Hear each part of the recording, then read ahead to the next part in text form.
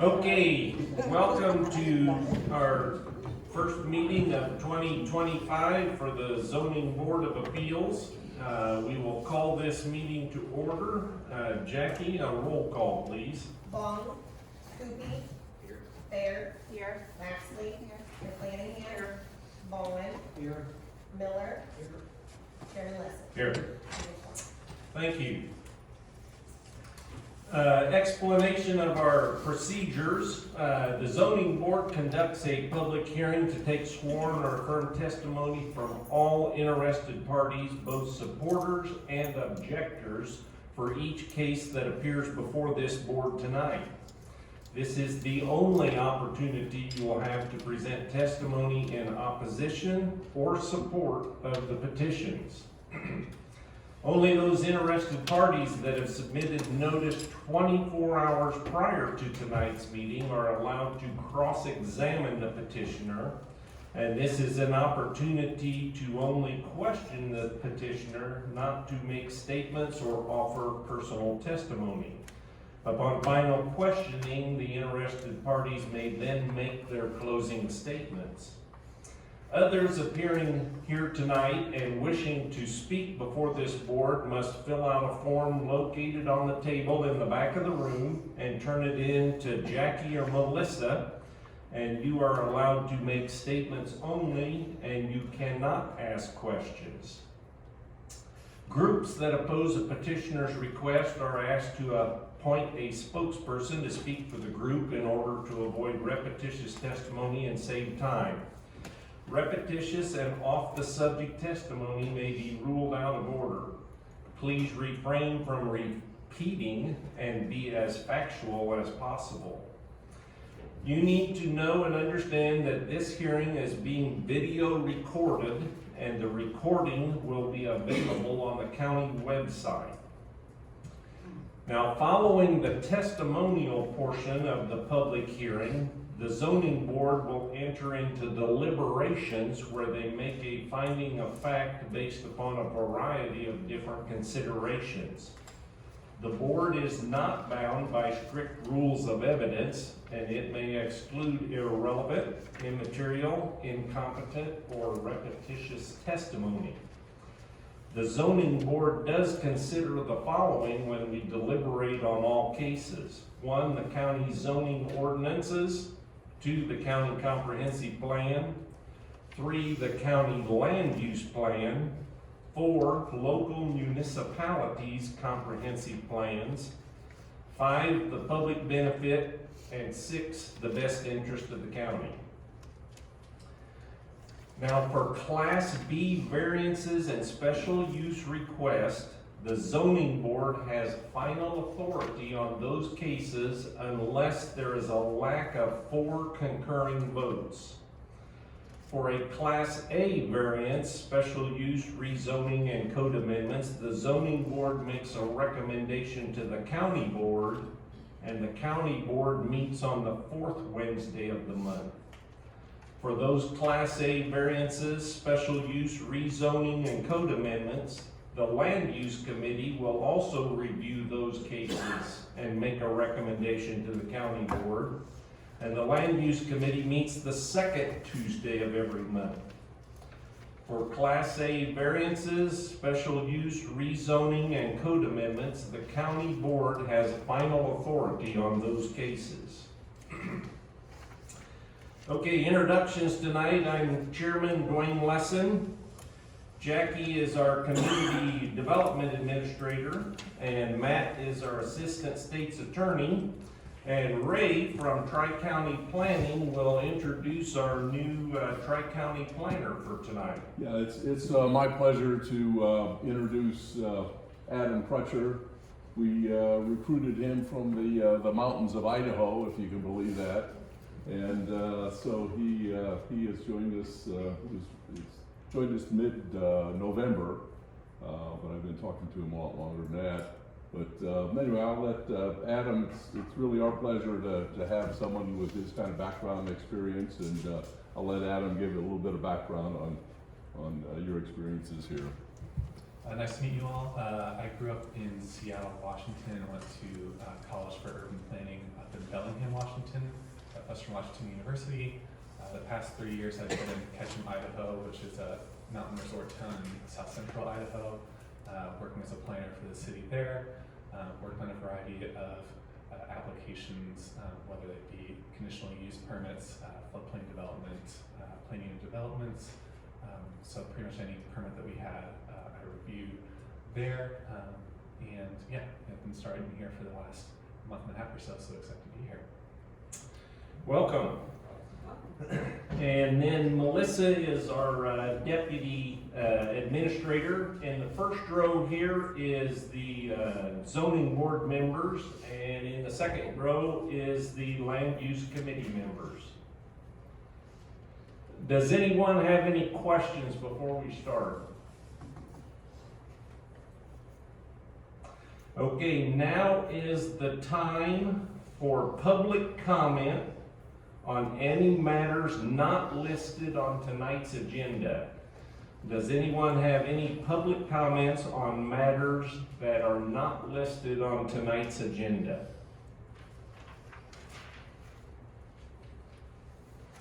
Okay, board members, you have either received in the mail or email a minutes of the last meeting, which would have been November. We did not have December meetings. And so is there a motion to approve the minutes of the last meeting? Motion to approve. Okay, Goopy moves. McClanahan seconds. Any items to be noted or corrected? All in favor of approving the minutes, say aye. Aye. All opposed? Minutes are approved.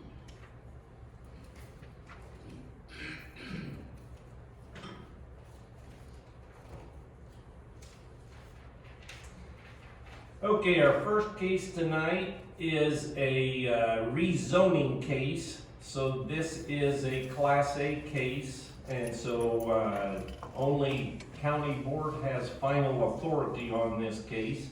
Number 2501Z, petitioner is Tazewell County, rezone the property from C2 General Business District to an R1 Low Density Residential District. Class A recommended to the county board, and Jackie is going to give us an explanation of this case. We received a call about a month and a half, 2 months ago. Property owner trying to purchase this property realized that it was zoned commercial. We can't have residents permitted in commercial districts, so when it came to financing, we typically see this with insurance issues, but when it came to financing, obviously they couldn't get the financing, knowing that a home couldn't be rebuilt on the property. So that led us to down the road of rezoning. As we talked through this, we realized that the property had been rezoned, or originally zoned as commercial, with 2 residents immediately adjacent to one another in this area. So as we talked through it, we kind of considered that maybe this wasn't the appropriate zoning in 1963, given that the residents were already there. Restrictions were a little bit different, so quite potentially they didn't consider in 1963, although they were considering growth, that these homes wouldn't be able to be rebuilt at some point under this existing zoning. That's when we decided that Tazewell County would take the initiative to rezone the properties instead of putting that burden on the petitioner. This particular piece of property has been in the family pre-zoning, so they have never run across this. Grandpa has now passed. The estate is looking to sell it to a nephew. The nephew would like to get the financing to purchase it. Okay, so health department reports, new sewage disposal system will be required to replace the cesspool or pre-1960 something system. Tazewell County Soil and Water and Tazewell County Farm Bureau had no comment. Tazewell County Highway Department had no comment, and Ty Livingston, the city of East Peoria, had no objection. And the land use planner has some findings of facts for us, and so if you want to explain those, please. Sure thing. So overall, staff reviewed the application against the criteria for rezoning and found all of the criteria to be positive. Staff did not find any issue with the rezoning causing any danger to the public health and safety within Tazewell County. As Jackie mentioned, it seemed to make sense that the use would be rezoned to R1, which is permits single-family dwellings in that zoning district. There is an R1 zone, which is less than a quarter of a mile to the south, so it is close by to nearby same zoning.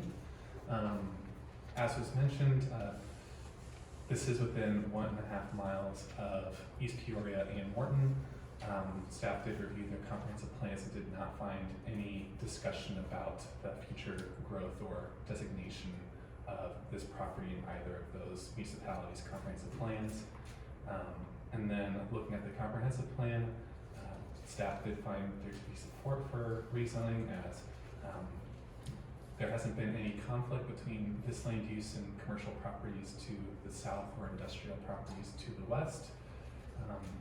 This is not promoting any sort of sprawl of residential development in agricultural areas, and this is maintaining development in an already developed area. So, yeah, as I mentioned, staff did find this to be in support of this rezone. Okay, thank you. And do we have some video? This is case number 2501Z, petition by Tazewell County for rezoning. Directly in front of us, from Exhibit B, is the existing dwelling and accessory structure on the property currently zoned C2, proposed to be rezoned to an R1. This would be the nearest residence and property to the south, this direction south down Springfield Road. This direction east, this direction north down Springfield Road, and back to the place of beginning. Okay, board members, if you look in your packet on Exhibit C, you'll see that little triangle lot, the blue outline with the X. That's the property to be rezoned. And then in talking with Jackie, the little red square right to the south of that also has a house on it, but the office was unable to contact those property owners for this meeting, and so it may be possible in a future meeting that we will need to address the zoning on that second lot as well. And so, board members, anybody have any questions or need any explanations?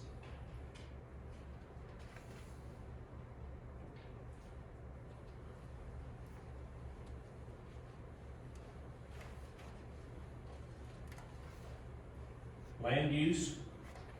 Questions? Yes.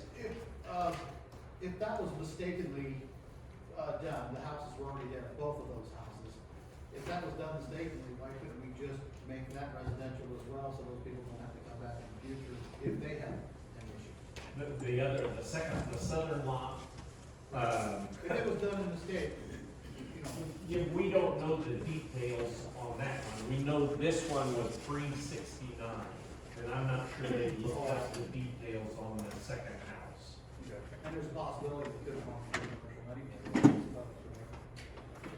I assume so, but they would have to evaluate the advantages or disadvantages of that one. And as the county, we wouldn't really want a residential house in a commercial district. So, like I said, we'll just have to cross that bridge for that tract when that happens. And it just so happened that we couldn't get in touch with that other property owner in time to, because they had already had to push closing for this particular property. So we wanted to get that pushed through. Once we make contact with them, if they do want to rezone, we'll do it on behalf of the county again, so it's not burdensome on them. So there's no fee for this then, because the county's doing it, or am I? Correct, Right, filing fee is not that. correct. Any other, yes? The land across the street is a C1. If I'm seeing that right, what is that? Okay, you're talking to the east. Yes. ahead. Correct, and I would anticipate that back in '63, they anticipated this kind of entire corridor to kind of go to the commercial route. We haven't seen development there on that northeast corner, but yes, it is available for commercial development.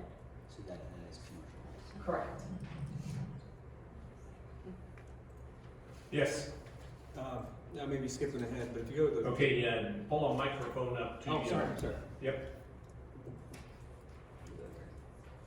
All right, I may be skipping ahead. I'm looking at the actual aerial photo, and there's A1 property marked behind this. It looks really industrial. Is this going to be a conflict in the future because we have residential butting up to this? It looks like a series of garages and lots of cars and bits and stuff. Will the business be restricted, or will the housing complain later about that? Okay, so where you see those 4 buildings, that is a trucking company, and that was a special use granted. We'd have to look back at some point, but the owners of that live in the dwelling just to the north of it, and it is zoned residential. Or no, it's agriculture. And so that is appropriate to have a house in agriculture zoning.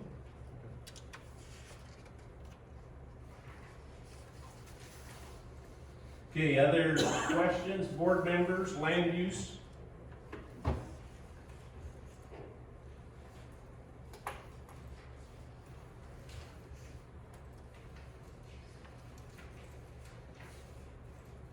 Okay.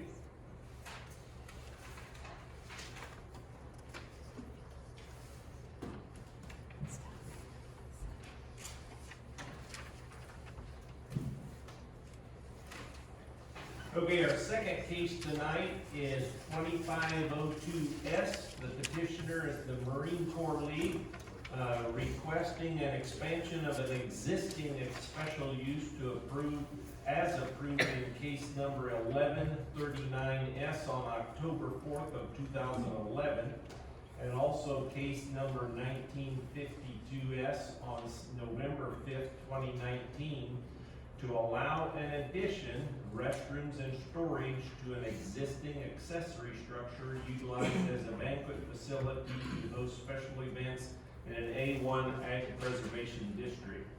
This is a Class B case, so zoning board has final approval. Commandant and Bill Clark. Okay.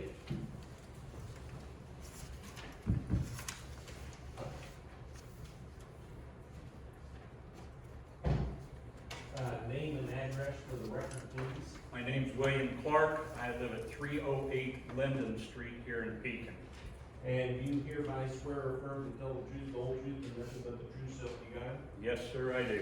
Okay, our reports are the health department, connection to the existing system approved with certain requirements. Tazewell County Soil and Water had no comment, and Tazewell County Farm Bureau had no comment.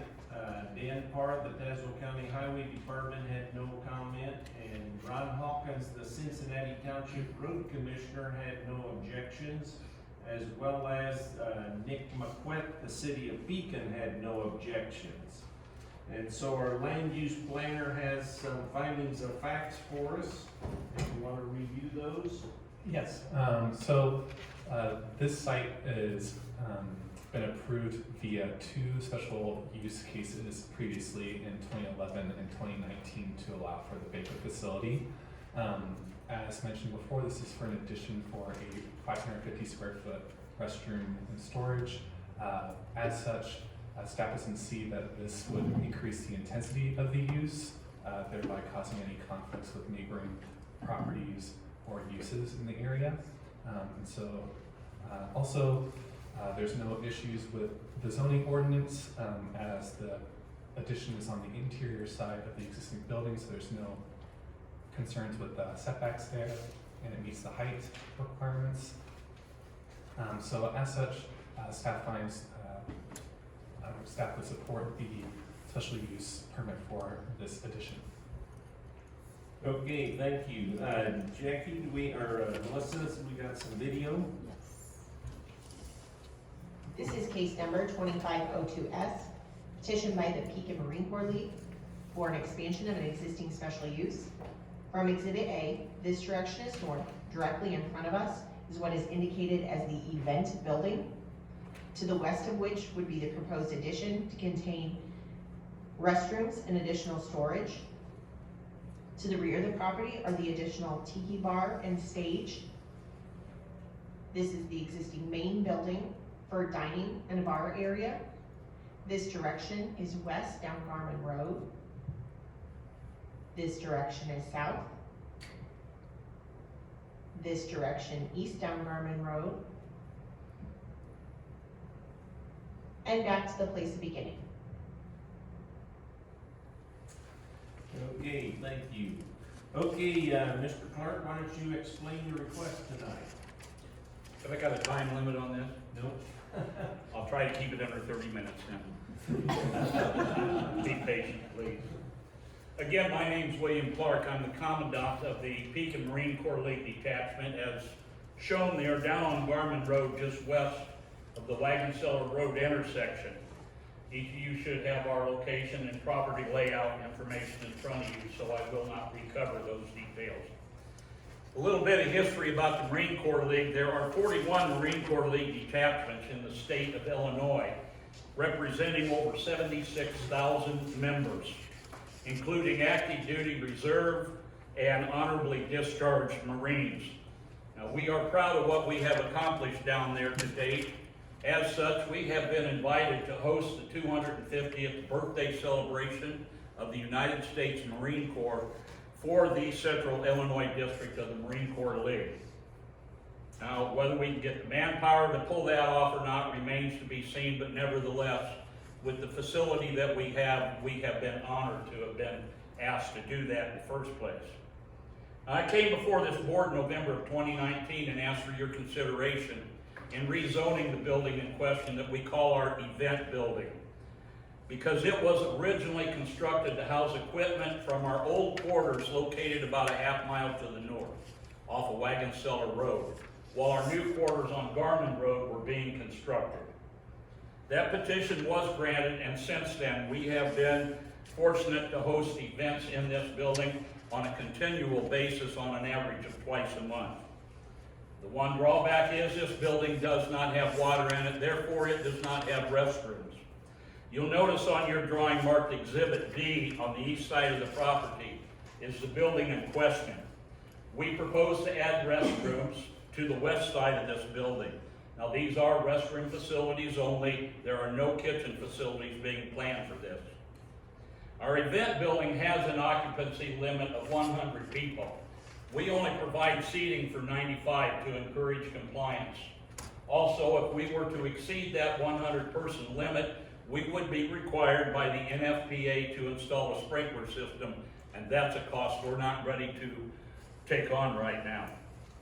We're on our own well down there, so we have more than enough water supply to support the structure without affecting anything in the surrounding area.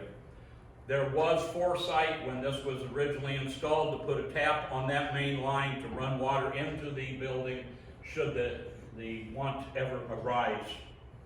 So water from the existing well will be trenched in and terminated inside of the new addition, and it will be subject to testing just the same as the water in our main building is.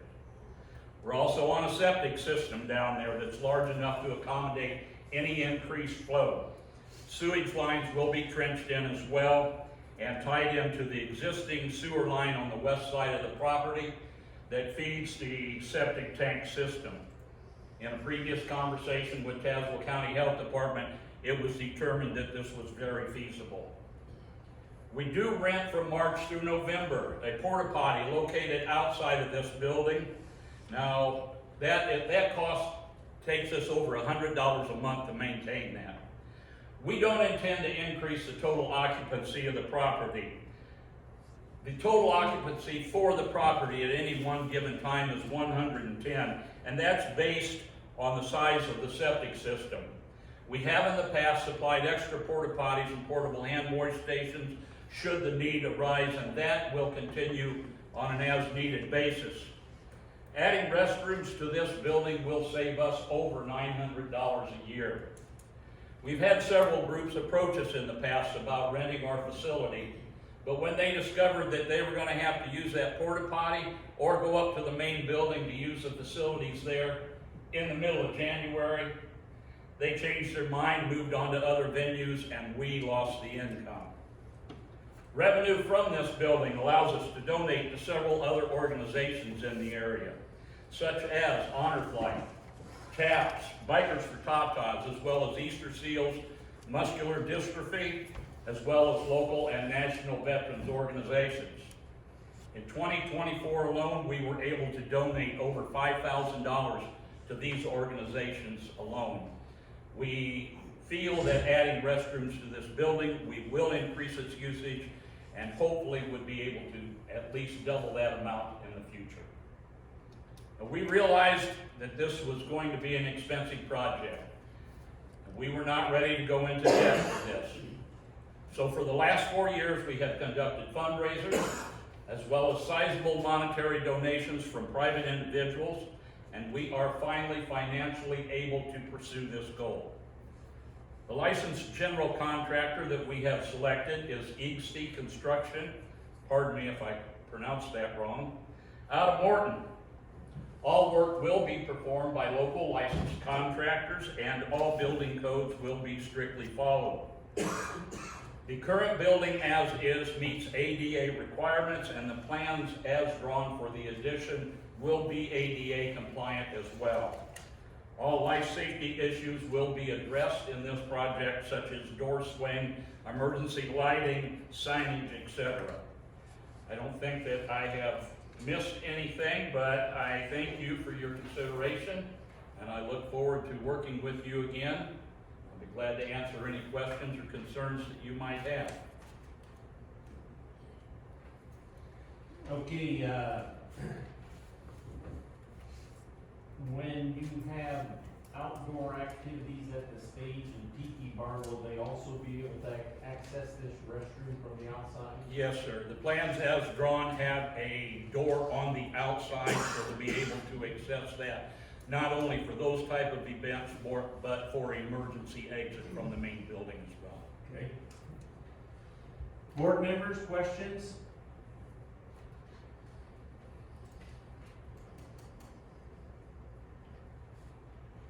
Land use?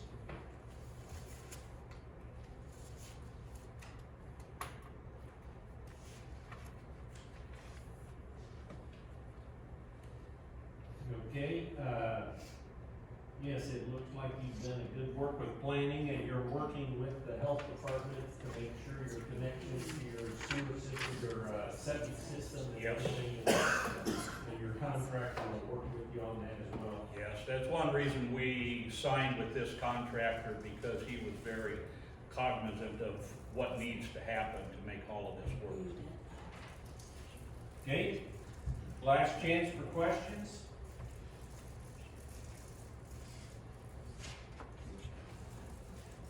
Okay, thank you.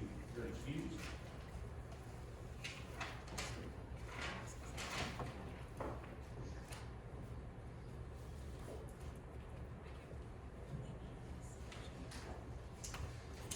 Okay, our next case tonight is 2503S. The petitioner Wanda Ackerman requesting a special use to allow the creation of a private family cemetery in an A1 Ag Preservation District.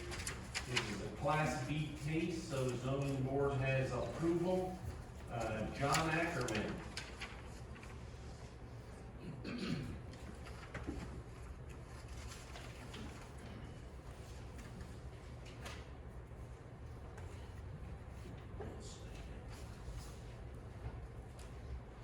All right, name and address for the record, John Ackerman, 2257 Washington Road, Washington, Illinois.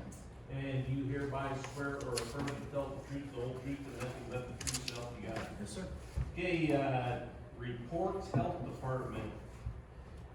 No closer than 75 feet to a potable water source. Coroner must be notified of a death, and a licensed funeral director must be present during burials, and it is recommended GPS coordinates of burial sites be recorded.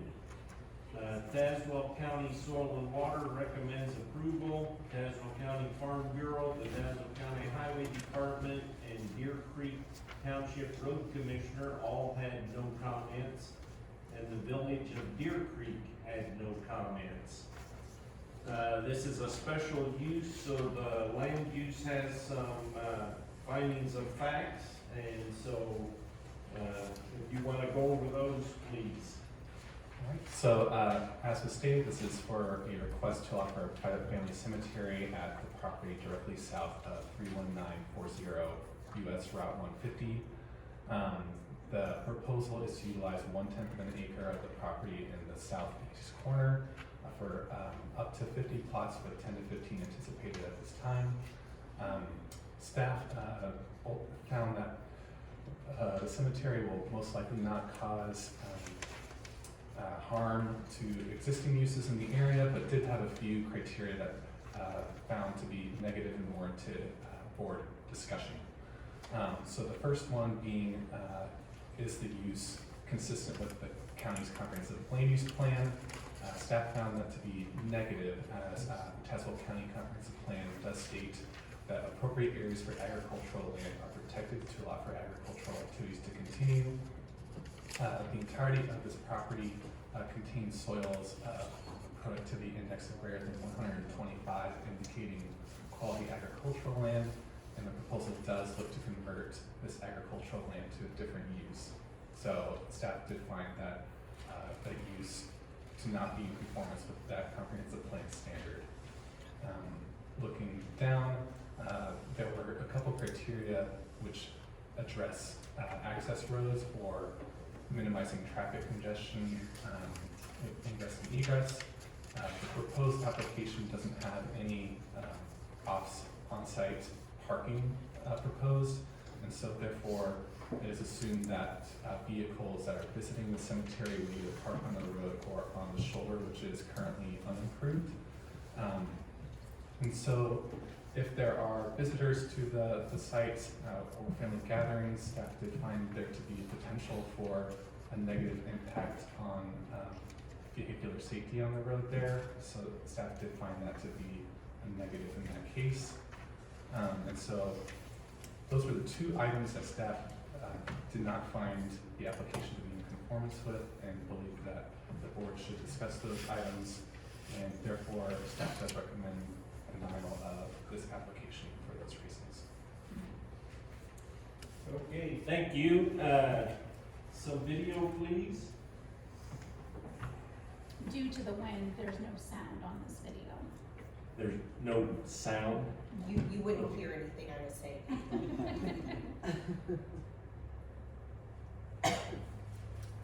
So you can follow along with your aerial, but this direction is facing west. And directly in front of us, the existing or proposed site of the family plots. That direction would be south, down Ackerman Road, this direction east. Apparently I was going very fast. This direction north, down Ackerman Road.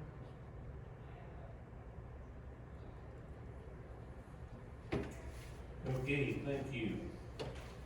Okay, John, why don't you explain this request tonight? It really is a simplistic one. There isn't much to it. It's just a return to the way of our forefathers. You have a family plot that's been in your family for a long time. You decide that's where you would like to be interned and stay, and that's what happens. Take a look at our county. These type of cemeteries dot all throughout our county with the popular names of our forefathers that established our county. This is a centennial farm. What little acreage I'm losing to the south in order to do this, where you saw the sod already placed, I'm gaining more acreage on the north side where I've already plowed out under some of the yard to increase our farm field on that side. So I'm not out any acreage, I'm still farming the same amount of space. As far as access, I don't see access to be an issue because we walk to this side already. This isn't that far away from the home where we would gather and walk down towards. There's no issue there. It's Ackerman Road. There's 3, 4 homes along it. Does tie to Victory Hills where you get an additional home. Like if you take a look, you'll see the acreage to the north is our families, the acreage to the south is our cousins, to the west is our cousins, all along Victory Road is our cousins. We're not in trouble here of some stranger driving by wondering what the heck is going on. The only individual that sees this site directly, if you look on your Exhibit A, there is a home at the top of Ackerman Road on the north side. That is the Township Road Commissioner. He's the only one who sees the site. He knows about it already. He's fine with everything going on here because it's not that big of a deal. This is just a small plot for just our family members. So that takes care of the access. As far as maintenance, I heard a question about maintenance. Take a look there on Lot A, a huge amount of grass on top of the 40 acres. That's all state right of way, but that's all maintained by us and mowed. The entire strip down Ackerman Road, all the way down to the spot, is mowed by us, by mower. The east side doesn't show it there, it just shows a red line between the fields. It's actually a dirt trail that goes back there, a grass trail. That's all mowed by me every other weekend already. That north of acreage then, around the house and around the barn, further down the road from it, there's about a half a mile there, all mowed state right of way by us. You look at that long waterway that goes right through the middle of the field, that's all mowed every other week by us, by mower. This isn't that big of a deal. This is gonna be one small swipe with a mower across it. We put in, I believe, for 1/10 of an acre is what this is called. It was just for description of it. You saw a picture of what it is. It's just some grass on the corner of the field there. We're gonna farm as much of it as we can. Just have one in there for now, hopefully for a long time. There won't be any others added in there. It's just my brother and me, so next in line would be my mom and then me and my brother, just 2 of us. Our wives, I guess you could add 2 more. That's if we decide that's where we wanna go. I will, not my brother. I don't know where he wants to go, but he may choose there as well. Our kids, we're talking a very small succession line here. This isn't something where you're gonna have 700, 800 people within the next few years. Okay, I guess also one last thing for explanation. So why not use Hard Scramble, which is about a half a mile from here, or why not use the other abandoned cemetery on DMAC Road? We bury people there still, even though they're abandoned and maintained by the township and others.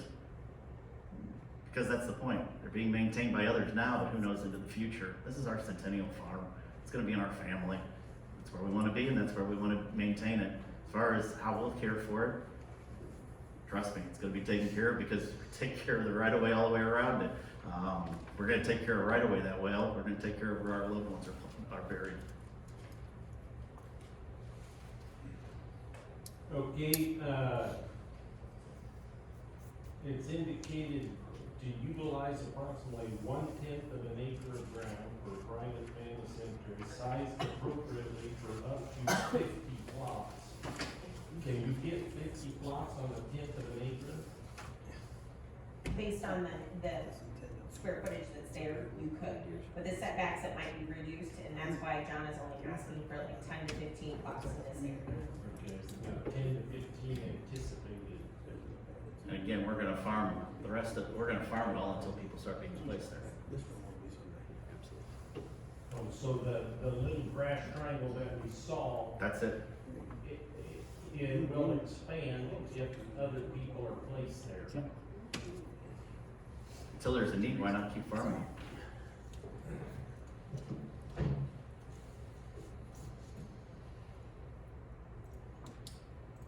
Questions? Yes. So about what is the approximate area on this 1/10? I mean, feet wise, Right now, it's 180 square feet, it's 180, current, one pallet of sod.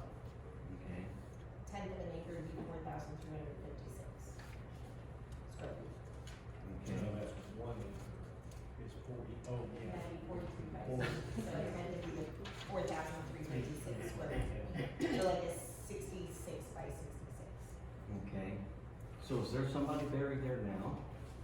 We put my father there in December, he passed away, and we buried him. It's not a body, he was cremated, so it's just an urn that's placed there.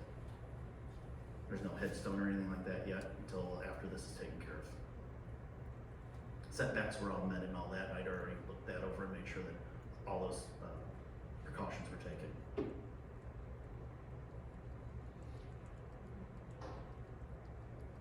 Okay. For the service, again, we gathered at the house, we walked down the road as a family, took care of the burial, and that was it.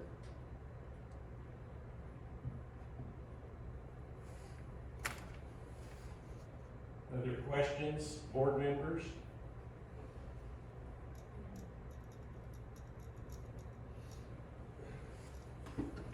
I guess the only other thing we've added to the site is one small tree you see there as well.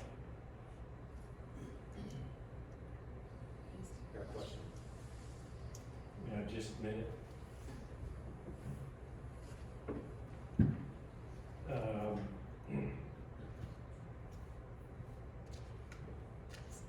A cemetery goes on forever, and you're willing to put this burden on future generations of your family. This had already been decided it would be taken care of because my wife and I are next to take that property and we want to be buried there. But I'm talking about future generations. Yep. 2, 3, 4 generations from now. Yep. You're willing to put that burden on them that they maintain this in perpetuity.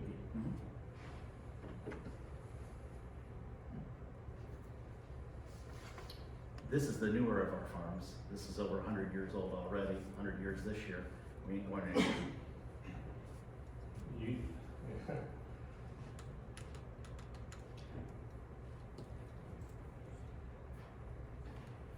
I just have a problem with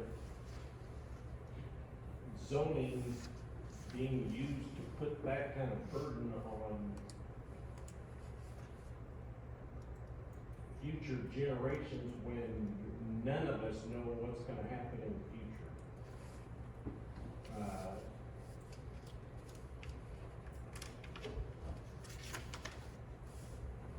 If family, future generations move away from here, then they either gotta hire somebody or come back to maintain it or something, and it just doesn't make a lot of common sense in my opinion.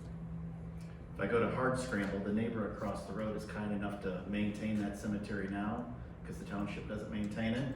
Well, that's nice as long as he's there. But once he's gone, how do I know for future generations who's gonna be taking care of that cemetery? The other one's taken care of by the township auditor out of the kindness of his heart through mowing and maintaining it. But before that, they had goats from the farm next door that were the only things that were providing anything over the top of there. Is that really the best thing for a long-term solution either? This one we see is, this is land that we love, this is a land where we're gonna be.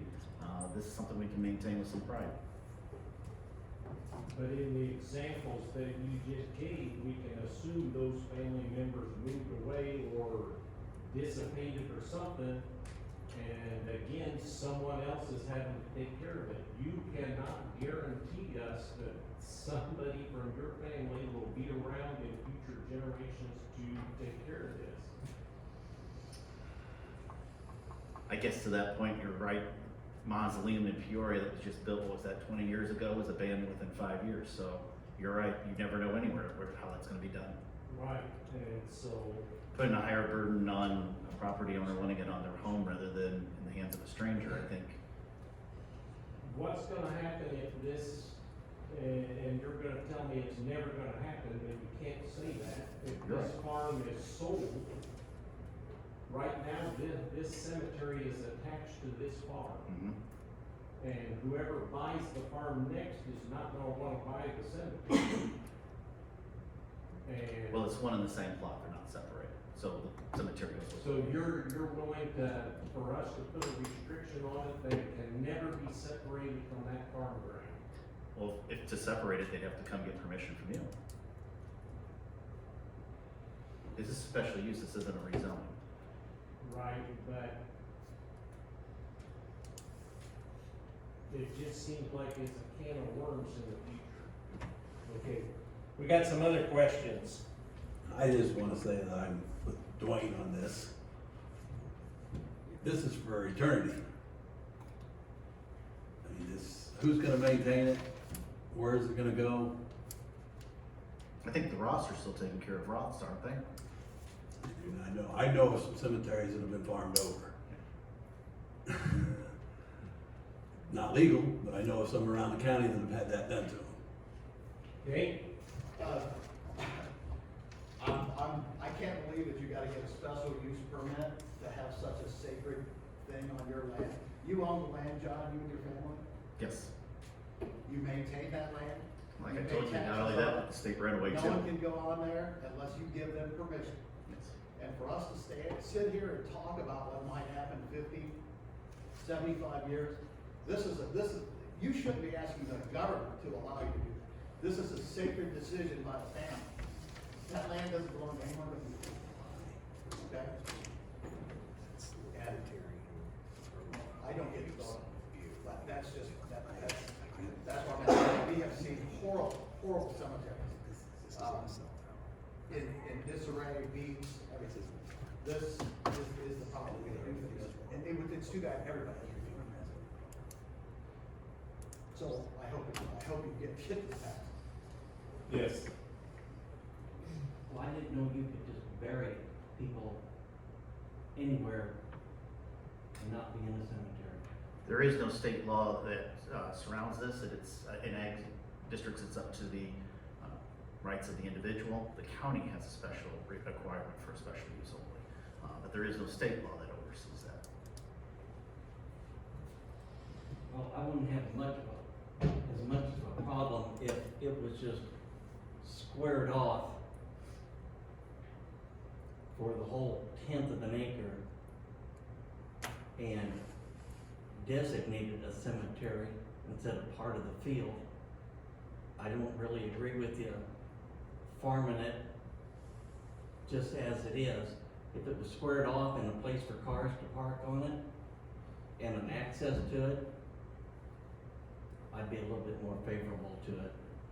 Like, again, we don't intend for any vehicle traffic or any parking anywhere near there. That's not the intent of it. Again, we have that in our driveway already. We can walk down to the side or take our smaller vehicles down to it. Dwayne? Yes. John, could you fence it? Maybe a ornamental iron fence or something to make it look nice? We could, he preferred not to, so we decided not to. And as far as why a curve instead of a straight shot, it was easier farming it with the implementation to take the curve there.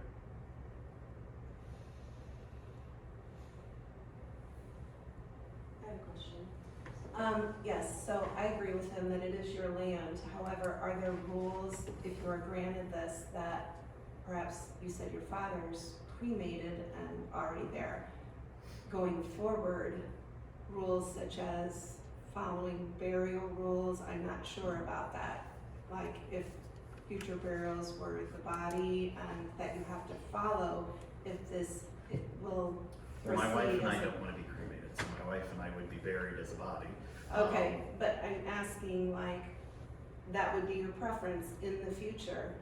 Is there a standard of rules that will have to be followed for future burials? I think that was kind of outlined in there, and that would be followed with proper techniques and stuff like that. Interestingly enough, though, my understanding is, the attorney would know better than I do, but the state law for religious practice reasons does not have anything in there, because some religions do not believe in having A cremation, well, that's a small. cremation or having bodies placed in vaults and stuff like that. Right, and I understand that. That's a pretty small plot of land then for non-cremation. You're authorizing a larger area for future growth. I don't know, and I don't know whether our attorney has any details, but I'm assuming there has to be some kind of state law that says if you bury a body, it has to be so deep and so far away from another casket or something, Right. and so on and so forth. At least I know for public cemeteries, there are requirements. Right, so. But this, and a lot of paperwork that public cemeteries have to fill out for the state and so on and so forth, so. Do you have any information offhand, Matt? Well, it's limited, but I think what's in the packet at in the health department's response, kind of covers maybe some of what the question was asking about in terms of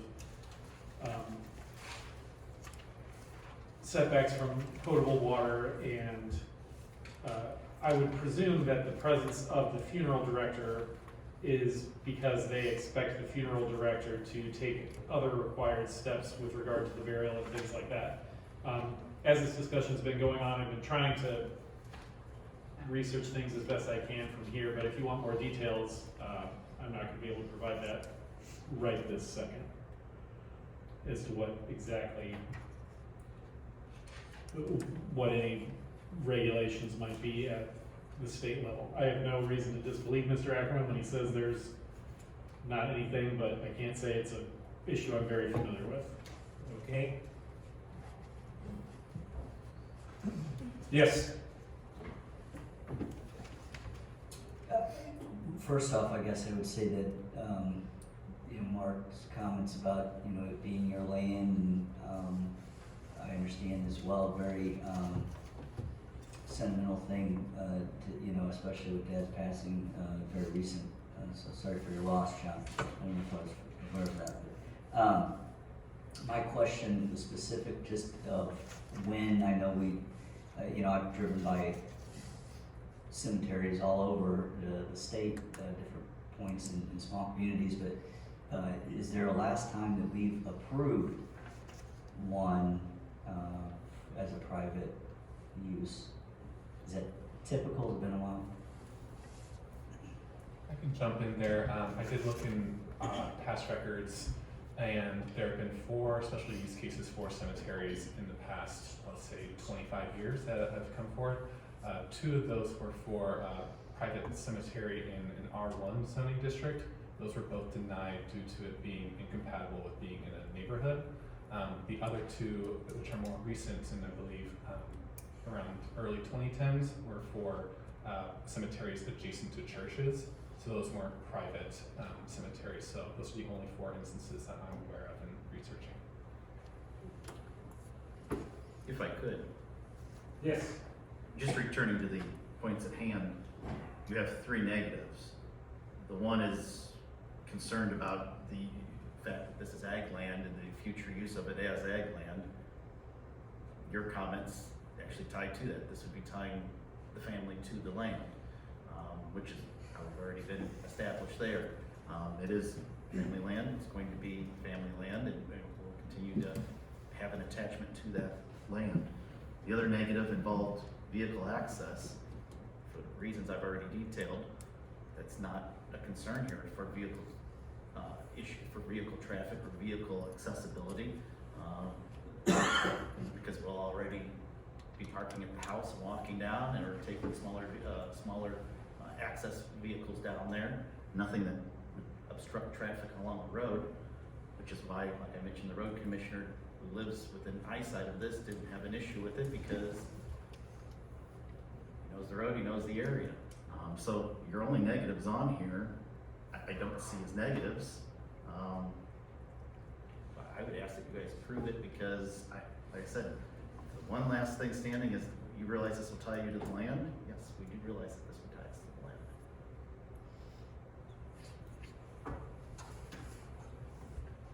land. Yes. Sorry to want to drag this out. Is there any precedent set for putting a bond or something down? I mean, we are talking about permanent structures here, and this is forever, as was mentioned before. Is there a way?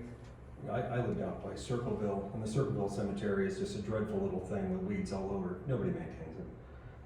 I'd hate to see 100 years from now the Ackerman Cemetery be the same way. If it's fenced off and there's a bond on it, is there a way that then the county can take that bond later if it is in disrepair? That is something that could be conditioned on the case, that there be some funding in place indefinitely to maintain it, either by the county or the township.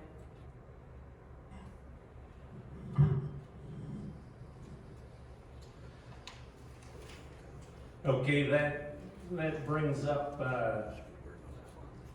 some other questions that in the I assume it's from the health department. They recommend that there be a latitude and longitude of the burial sites to be recorded for further reference, and that the internment sites be registered with the recorder of real estate and land records in the event the property is sold. And so my question is, are you willing to get this tract of land surveyed and then plot out the latitude and longitude of each burial site? Sure. Filing will be easy, that's my office. And so,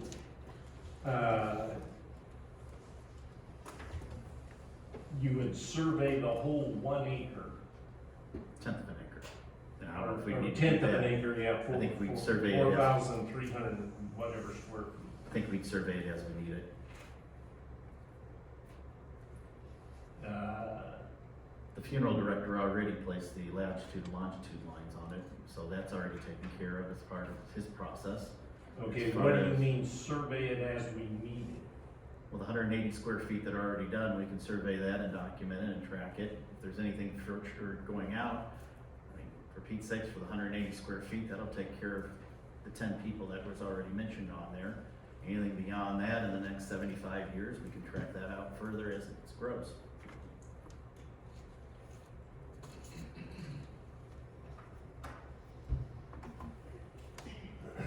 Okay, and then, you had indicated that the, funeral director currently has the latitude and longitude of the burial sites.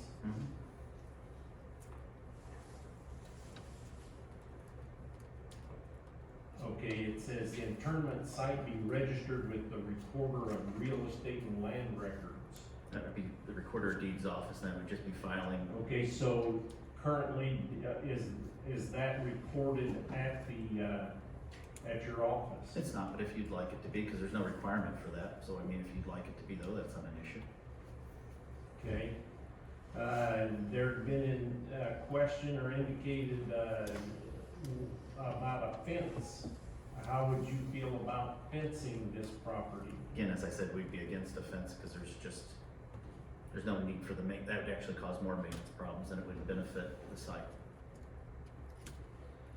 And is there ever any intentions of a sign, Ackerman Family Cemetery or anything like that? Most cemeteries have some type of sign that indicates. We talked about that, we haven't finalized that yet, but that would all be already allowed under the ag zoning for a structure like that to be placed up there. As long as it was within the current dimensions.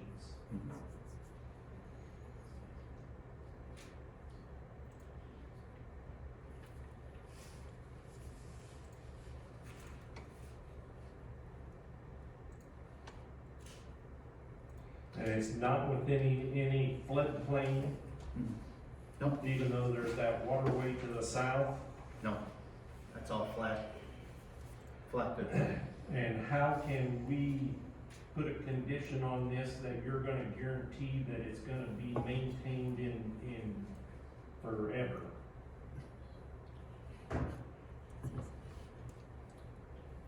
I don't think you can, like the Peoria Mausoleum that I just talked about, within 5 years, it went bankrupt and closed and was gone. You can't guarantee anything anymore as far as where a location's gonna be. You did point out accurately, I can't say that this is gonna be 100 years, 150 years, that. I can tell you that it's been that way for over 100 years. I can tell you that it's going to be in a trust between my brother and I, the land, the house is my wife and I can tell you that that's the plans for the future for us. I don't foresee me being gone in 5 years, I hope not.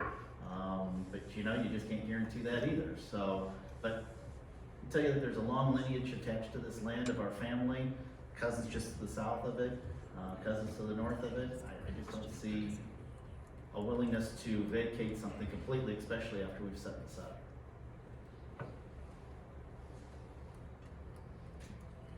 I just don't think you understand either that,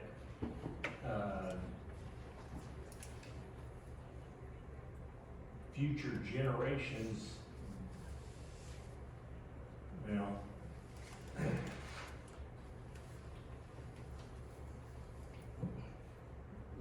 Yes. Does cemeteries have their own legal description like a tax ID plot? Do cemeteries carry that? We don't require in the zoning code that they be separate from another tract of land, no. The identified area has particular setbacks from any other property line, but is not specified that it be separated from the larger tract. So what are the setbacks? The sides and rear are 25 feet and 30 feet from any right of way. That's where the burial sites can be. Okay, not the actual outside property line, but Within that setback boundary, within correct? that setback. So the setback doesn't have to be included in that site, so when we talk about the total square footage, it doesn't have to be removed from that site, as long as the site is so situated that any burial plot would take place within the setback.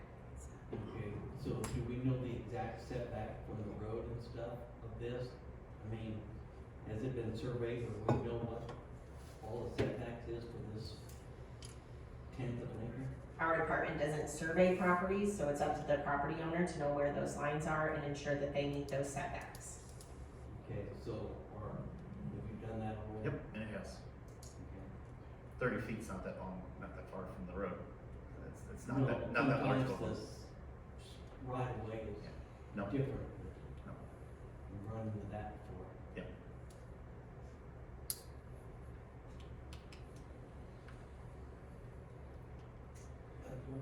Yes. You mentioned it's in a trust right now. No, It's not. it will be in the So, future. I mean, that takes care of the ownership, right? Yes, So, and if it's a trust for you or your brother, yes, then you're gonna continue that trust for your children. absolutely, They're gonna continue that trust for their children. absolutely. That is not necessarily how it works. Okay, how does it? Well, in our particular example, farm ground was left in a trust, and that trust is now dissolved. It can be dissolved where anytime another generation comes along. Everybody that's in that trust has to agree to do that. Right. Or one person can say, I want it dissolved, and take it to court and probably get it dissolved. It doesn't, they all don't have to agree, because we're getting into some legal stuff that as environments change, the rules change for trusts and things like that too. And so, but it's not a trust. There are some trusts that are perpetual trusts, but the majority of them are not.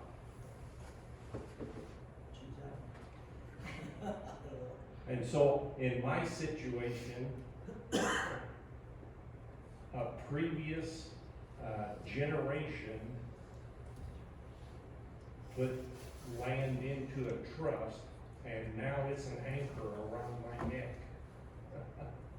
And so that's why I'm saying, anytime you do something that limits what future generations can or cannot do, I'm not sure we want, as a zoning, to say, well,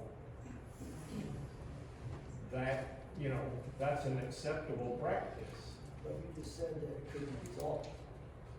It can be dissolved. It was dissolved, and I took my share of the trust. In my example, when that farm ground was put into trust, it was valued at $1,500 an acre. And so I accepted my share of the trust at a $1,500 an acre basis. And now the farm ground's worth $15,000. I can't sell it because the estate tax or the capital gains tax would eat it up. And so that's just my one example of the rules that were in place at the time when that was put in the trust. And so, yes, I guess trying to bring the focus back a little bit if I Yes. could. This isn't rezoning. You've already determined this is proper within the zoning category for a cemetery to be in an ag area. That's already been determined. This is in the same category as, can I put a swimming pool in my backyard? Which seems flippant considering a swimming pool is pretty short-term and a cemetery is pretty long-term. I get that, but that is the category that the county's rules place this in. So this isn't, should something like this exist on a spot like this, that's already been determined as something that we permit. What's being asked here is a special use to allow for this to be placed at this location. Is anybody complaining? I think if you take a look at the spot, this isn't across from somebody's front yard. This has been well thought out as far as what location would have the minimum, would be the least visible, the least viewable, that wouldn't be a thorn in somebody's side. This has been laid out in a way that's appropriate for the family. So that's where I thought this was be a simplistic discussion for you this evening. I'm surprised it's taking as long as it is, because you've already decided it's permitted. It's just an ask for, can this be permitted right at this location? And again, I'm asking, who's complaining? Everybody who's viewing it. And there is nobody here to complain, and you paid your fee, right? You're outside the bounds of the law, the ordinance, but you paid the fee, just like everybody else. You should be able to do it. There's not one person here that has any right to say anything. There's nobody who stood up and said that this is a problem. You paid your fee. You paid your fine, just like if you were speeding on your way over here and you get pulled over, you pay your fine. It's not about this, and we shouldn't sit here and discuss what this man can do with the sacred act of burying his family on his land. That's not what this was ever for. It's not about that. It's about, does his neighbors come in here and have a legitimate, cogent argument that that cemetery should not be put out there in the middle of nowhere. It's not about traffic or parking. It's about that, it's that man's sacred right in America, the United States of America, to do what he wants on his own land. He paid his fine, $350. Sir, I'm sorry, with all due respect, you have a question. The land use participation is intended to gather facts, from the witness, not to present charged argument to the board. Thanks, Matt. I'm sorry, I apologize. Are there other questions, board members? Land use? Closing comments, John? Well, thank you for your time, I appreciate it. Okay, Thanks. you're excused.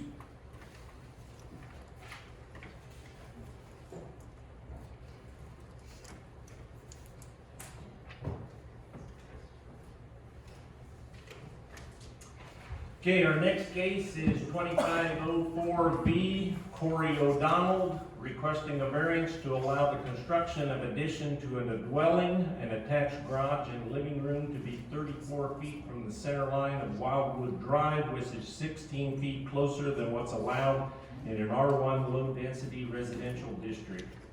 This is a Class B case and zoning board has approval. Corey O'Donnell.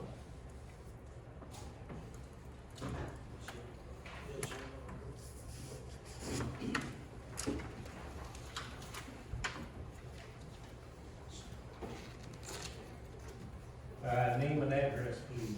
Corey O'Donnell, 335 Wildwood Drive, Groveland, Illinois. And you hereby swear or affirm to tell the truth, the whole truth, and nothing but the truth, so help you God? Yes, sir. Okay, reports. Health Department had no comment. Soil and Water, Farm Bureau, and Tazewell County Highway Department all had no comments. Groveland Township Road Commissioner had no objection, and the City of Pekin had no comments. This is a variance, so there is no information from Tri-County Planning, so we'll go to the video. This is case number 2503, petition by Corey O'Donnell. From Exhibit A, this direction is south, directly in front of us, the existing dwelling, on the front of which is the proposed addition to consist of a porch, living room addition, and attached garage. This would be the nearest residence to the east. This direction east down Wildwood Drive. This direction north. This direction west down Wildwood Drive. And back to the place beginning.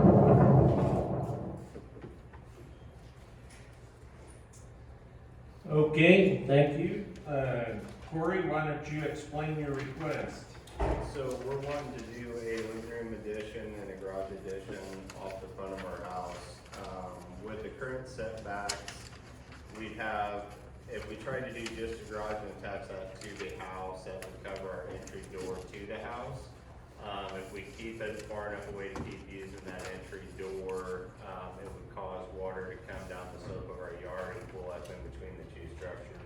We've had some issues in the past with water getting into our master bedroom when it has a hard rain because everything comes down the slope of the yard, goes towards that foundation.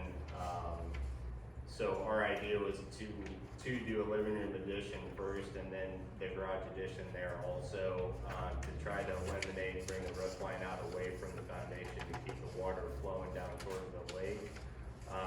That puts us closer to the center of the road than the 50 feet by 16 feet.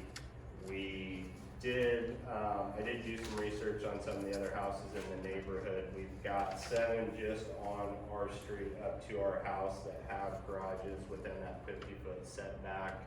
I used a laser distance meter that basically shoots a distance from the middle of the road to their garages to figure out what those dimensions were, or distances were.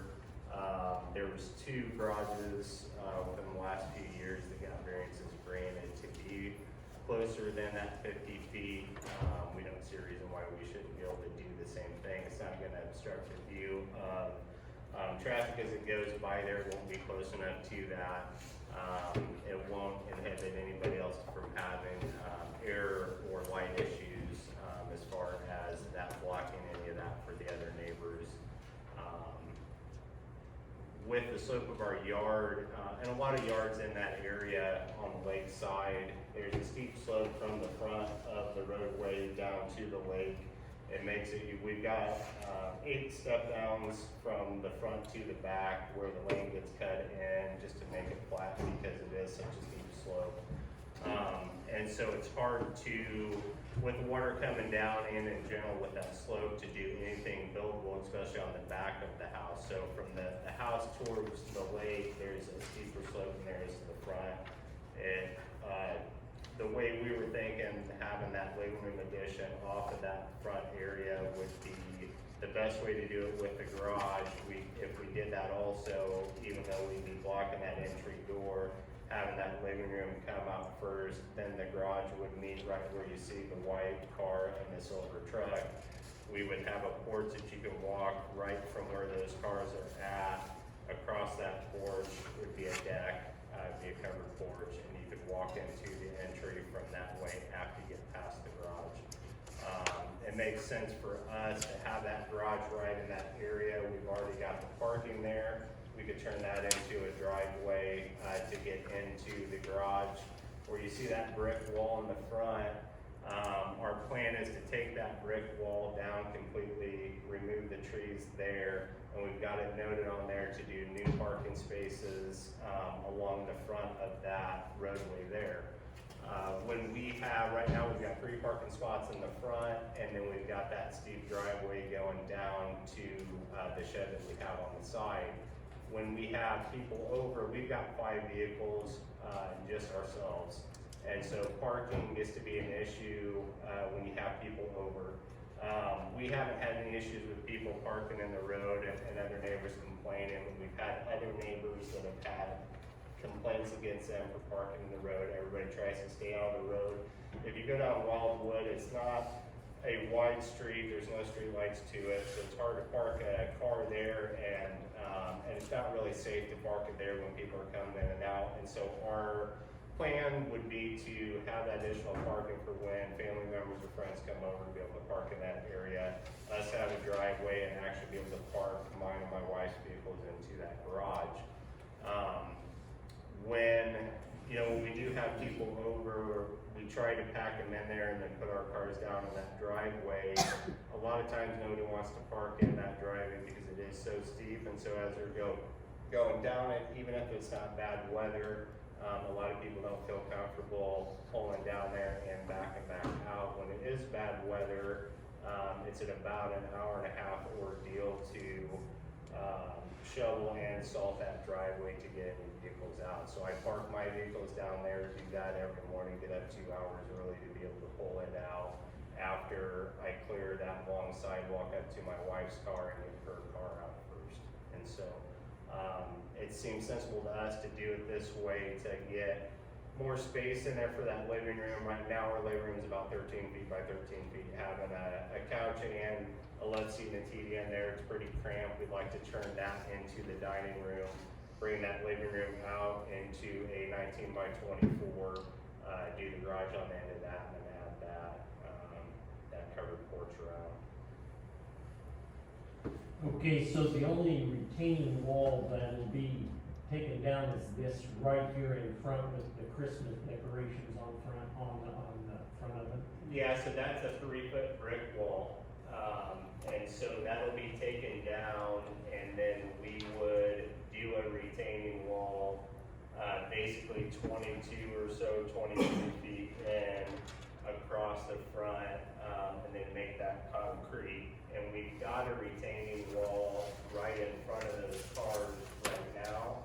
So that would, if you picture it, it would go straight across that line and would connect to our driveway. Which would also, if that's concrete, would give us enough room. We store our camper, we've got a 32-foot pole behind. We store it in a storage unit because we can't move into the driveway. If that area for that parking was connected to the driveway, we'd have enough room to swing that in there.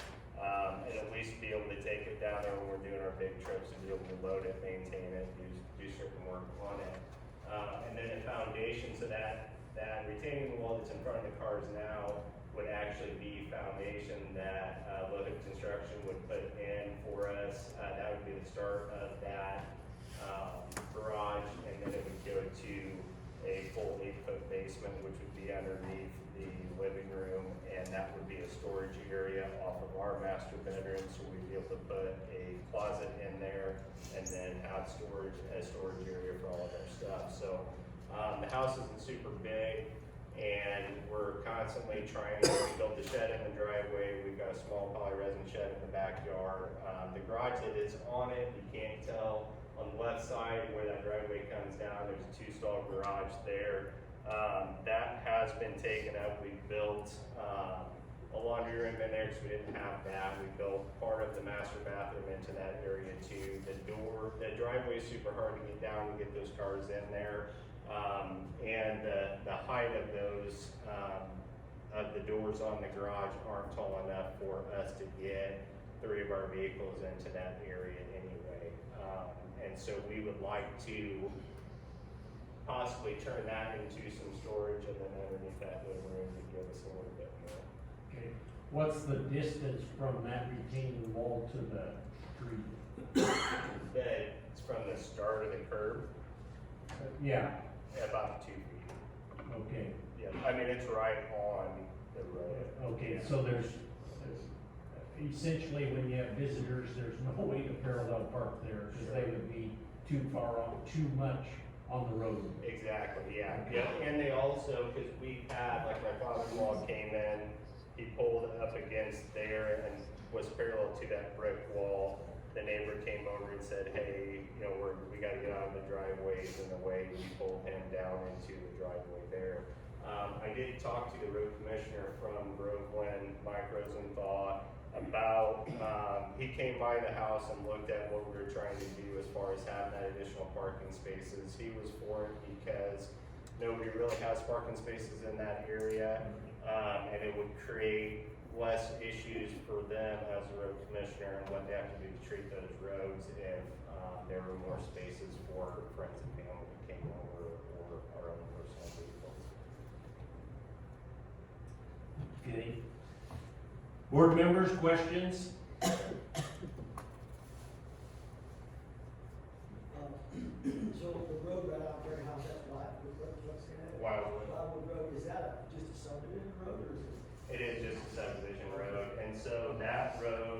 before you get to our house, there's a half circle, which is this neighborhood, connects back to Wildwood. When you go past our house, it goes down to a dam area where Lake Wildwood and Northern Oaks Lake are, and then it circles back up around the neighborhood and back down. So there's no way to get out from that area. Going from Sheridan is the only in and out of that neighborhood.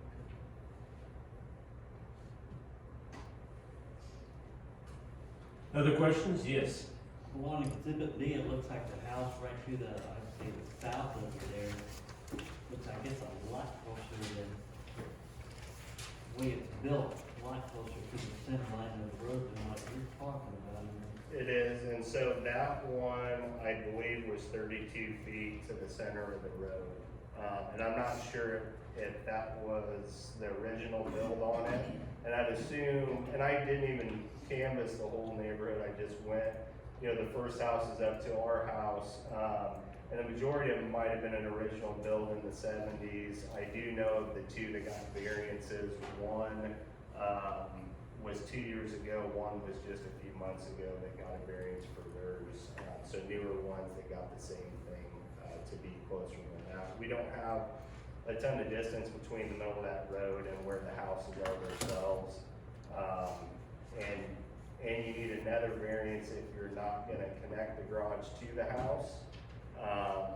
And if we did that, we'd be eliminating that front entry door, so our thoughts were get a living room in there and then bring that out would be most sensible, and then it's attached, so it's within that front variance. Other questions? Land use? I think you need a bigger shed for all these decorations. Well, and that's part of the storage understanding. And that's a chore in itself every year to get them up. Looks nice. Thank you. Wow, that's a lot. Yeah, yeah, it's 25,000,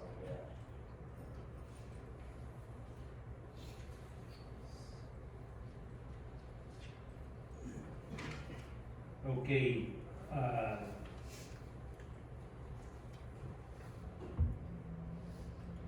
on that exhibit B, this other driveway that comes down, at the end of that is a shed, is that just storage shed? It is, yeah, so the top of that shed is where we put the Christmas decorations, the bottom of that shed is, tools and lawnmowers and stuff like that.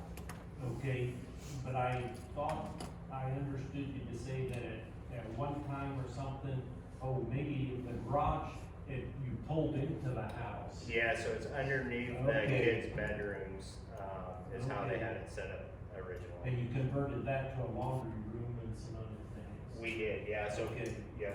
I was looking for a separate structure, and then I realized, oh, you must turn in to Yeah. the old garage. Yeah, and so the distance there is about 30 feet, so turning a car into it is a hassle going down that Yeah, driveway yeah. also. Okay. So is that house a bi-level? It is, yeah. Yeah, it's a split level, so as you go in the entry door, you go down steps to the basement, which is our master bedroom and bathroom and garage, and then you go up to the living room, kitchen, dining room area.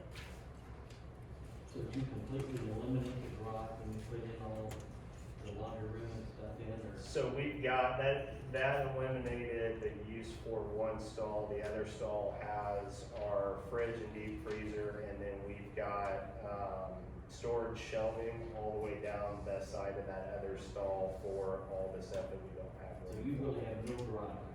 We don't. And,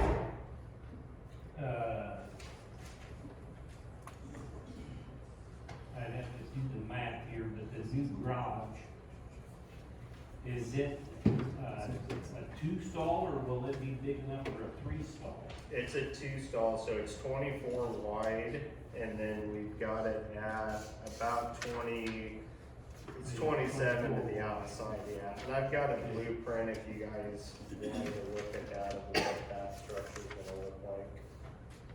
Well, that was our next question then. I assume it's similar to the house construction.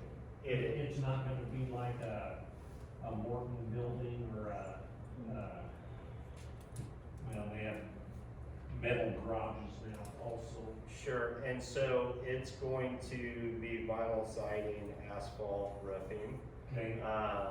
Aluminum fascia and soffit, same as the houses, and so we're gonna switch the siding on the house to a different color siding, and so we're gonna re-side the whole house with that new addition. Obviously set new windows and doors in that addition, garage door there, and then tie everything into that. Is it all be the same color scheme? It's all gonna be the exact same, yeah. So, and we've got pictures of that if you guys would like. They've got a colored print for that as far as what that's gonna look like. Okay, and then this new porch, it's just an overhang, it's not enclosed? Yeah, it won't be enclosed. We're doing, Trex composite decking on it and then TimberTech railing on it. It'll have that overhang, it'll have, aluminum soffit on the ceiling of it. On the outside of it, it's gonna be a deck with deck joists and posts on footings in the ground. We're gonna close the underside of that in with stone. So you'll have stone there and then that composite, from there. We talked with Ameren and the engineer from Ameren about the main. We've had Julie come out and mark where our main power's coming in and talk to the Ameren engineer as far as what we have to do to move that because it is in the way. Same with the water. So we would have to, if we got the variance granted, get the company in to take down all the trees, get that moved first and foremost. Our meter would change, which our meter right now in the front of the house is on the left side of that door as you're looking at it. It's not up high enough for code for them. It's gotta be, I think, 54 inches off the ground. So they're gonna move that meter to the driveway side there, install a new meter, hook that into the main panel, and then we'll be able to look it over there to excavate, do the concrete work on it, and then go through the building process of it and the siding and do that parking area up front. Okay. Questions, board members? Land use?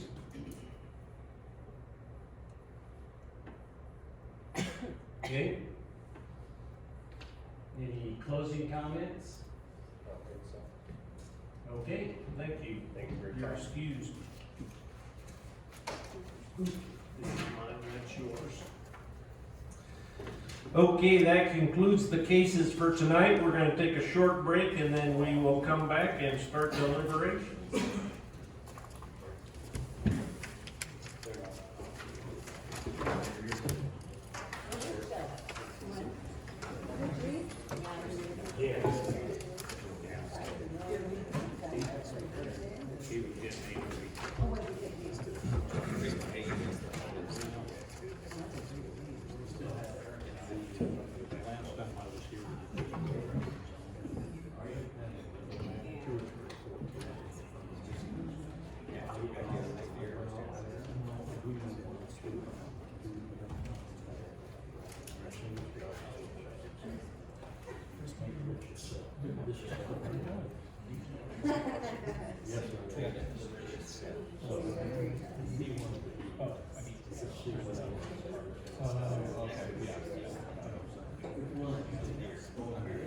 We really looked